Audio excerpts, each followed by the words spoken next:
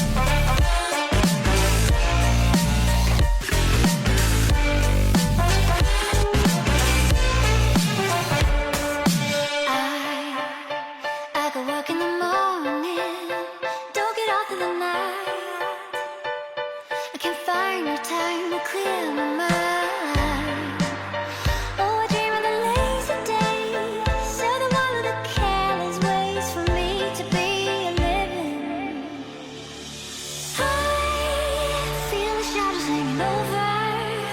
But wait, now come closer to come and take me away.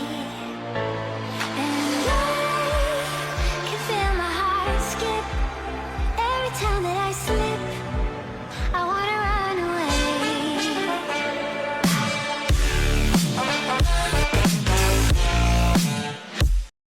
Hey, what's up guys? Hope you enjoyed the build. If you did, please leave a like, comment your thoughts, and consider subscribing.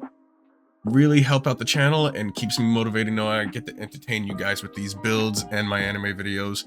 As you all saw, and from what I said earlier, today's build was more of a challenge to myself to build the best budget PC I could with the cheapest parts and a budget of $700 with no RGB and a theme and no bundles. Just because I was bored.